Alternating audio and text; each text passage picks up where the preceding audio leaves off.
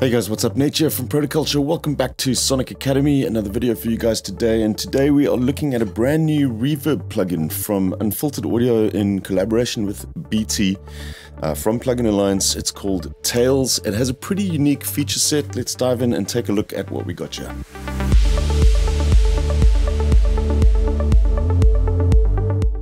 Okay, here we go. So this is Tails, and before we get into the sort of star of the show as far as the features are concerned, I want to kind of just dive into the reverb algorithms that we have on hand here and just briefly discuss what you can expect from this. I'm going to turn this reverb swap off for now. We'll come back to that in a sec.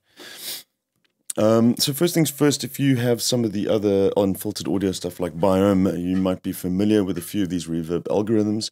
They kind of do fall into the more sort of creative reverb side of things for me personally, but obviously you could use these on anything you want. Looking at this section over here, we've got all the reverb controls. I've got a piano loaded up, and we just take a listen to this. Let's just dial our mix back slightly.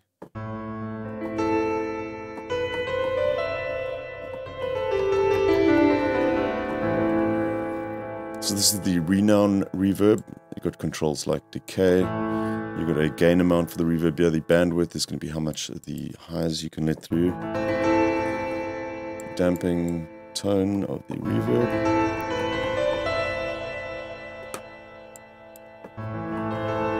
I've always been a fan of the renown algorithm as well from Biome. Let's take a look at deep and see what happens when you switch the reverb type to deep. You'll see some of the controls change a little bit here. I'll take a listen to this now.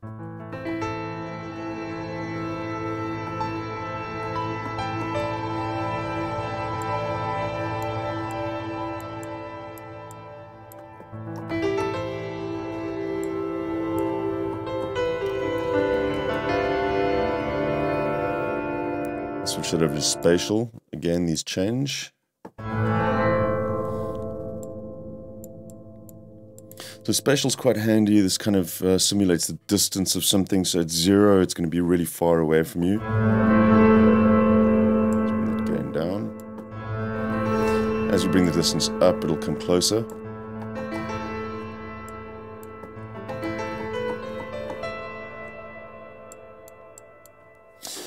And then shimmer, which adds in a pitch shifting module into the reverb algorithm. Let's take that up to 12 and maybe turn up the decay and the space.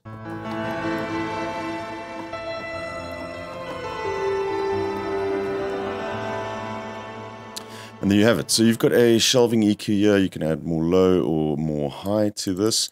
You also have a saturation for the reverb as well. Make it a little bit more dense and saturated, and then a sample rate control over here as well. And this is not a bit crushing effect post reverb, it's actually affecting the sample rate of the entire plugin internally. You can take a listen to what that sounds like.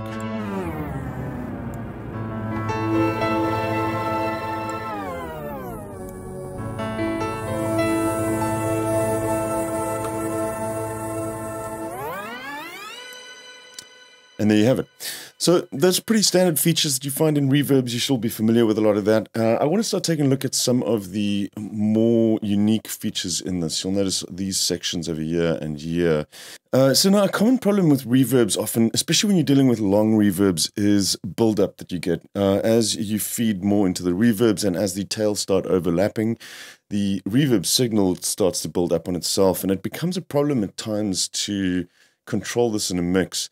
Now we've covered something like Neoverb from iZotope before, which kind of circumvents this in a different way by sort of analyzing the signal and cleaning out areas of the EQ to sort of prevent build up in the frequency spectrum. This thing handles it in a slightly different way.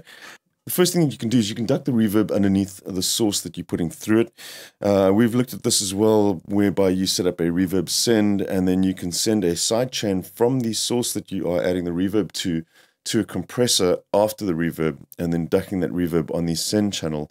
This one will let you do it really nice and easily, just like something like SSL's Xverb or Toraverb. They also have a ducking feature in there. We can turn the ducking on.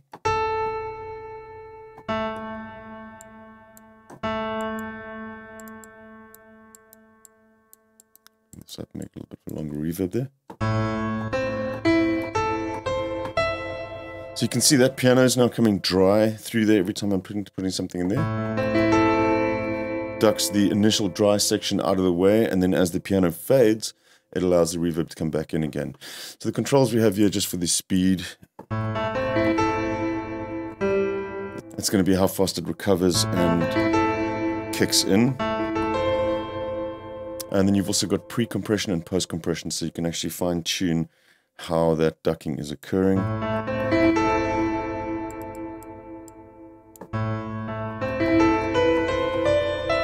So there it's only being applied pre-reverb and post-reverb. So you can play around with those to get different effects from this ducking feature. Now, if you looked at some of the marketing for this, you may be wondering what a double buffered reverb is. That's kind of the claim to fame for this tool. Now, it is exactly that. All reverbs have a buffer. You put audio into it and it processes it inside of that buffer. Any sort of time-based effect is going to have a buffer. Now, this one has two that work concurrently, and it allows you to switch between them using this sensitivity dial here. Now, I'm going to try and just illustrate what this is doing before we take a look at this in a sort of really simple way. I've got a Anna 2 over here, which is just a pluck sound, and I'm going to just first put on a realm, for example. And we're going to try and duplicate what this is doing with another reverb. So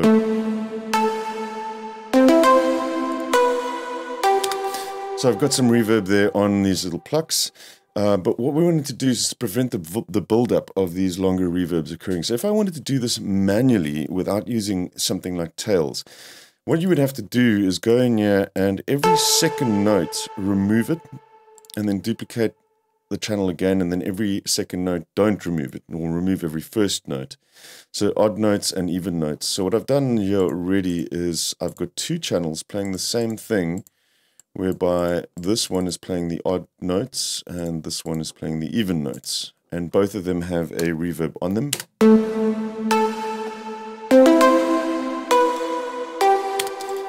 Now, to replicate what tails does, we're going to have to bounce this. We'll have to bounce this. And then what you would need to do, which is obviously quite painstaking, is come in here and look at your audio files now. And every time a new note sounds here, we would have to kill the reverb from the previous channel. So we can go this one over there. We want to switch the buffer out because there's a new note. There's a new note there. So we want to switch that one out and put that one back in. So we'd have to delete. And then basically that one is sounding there. Then we have a new note occurring there. We have to delete that tail, keep that one in. There's a new note there again. And we would have to delete that tail, delete that tail, and delete that tail.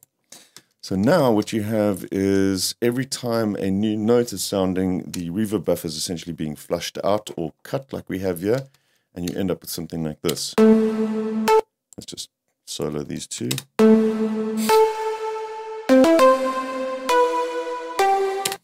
So essentially you are never building up reverb at any point because there's never a section where the tail is bleeding into the next note. Now, tails lets you do this really simply and quickly and easily. So we'll take that same section that we had there. We'll just remove this realm reverb from here. And let's take a look at the reverb swap feature that we have. So I have some settings dialed in here. The sensitivity, if we play this back, you can see the sensitivity dial is essentially looking for transients in your audio, and whenever it crosses the threshold that you set here, it's going to trigger a reverb swap if that is enabled. The retrigger amount, if you want to limit the amount of swapping that's occurring, you could set this higher to like one note. Then even if you have a number of different triggers occurring underneath one note, it won't resound until it has retriggered that buffer again. We'll leave this down at 64ths for now. And then you also have an algorithm here that you can blend between. We've got notes playing here now, so we'll leave that on melodic, or this algorithm, whatever that is. And then there's a percussion algorithm as well, which we'll look at in just a sec.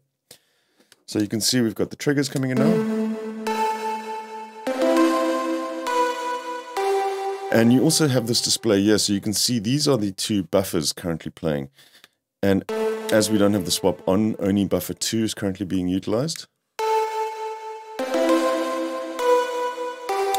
Now watch what happens when we turn reverb swap on, and we'll play this back. Watch the buffers now and see how it switches.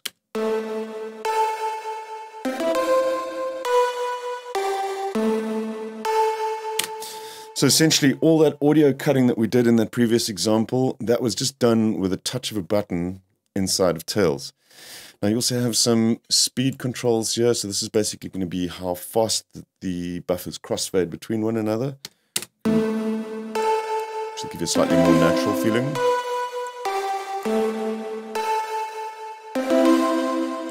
Bring that down again. All the way down.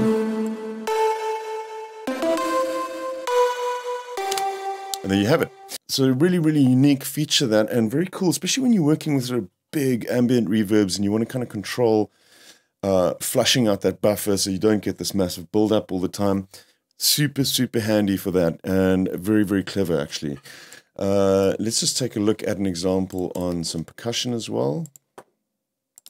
Got a little drum loop loaded here. We'll bring up Tails. And let's just play around with some of the controls on some percussion. So that's what we were listening to. Let's dial in our reverb.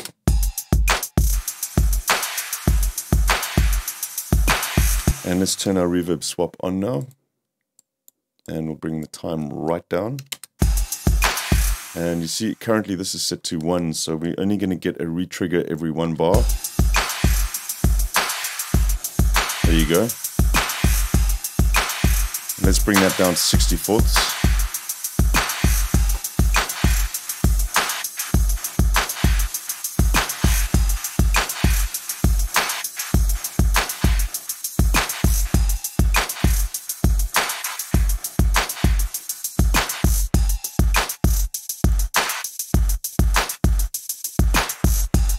That's kind of really apparent there now.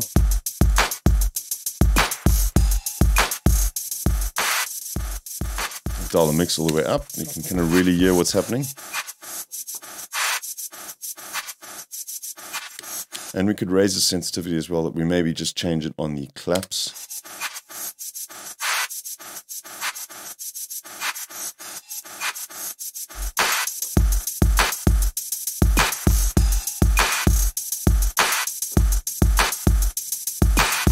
Change the speed again.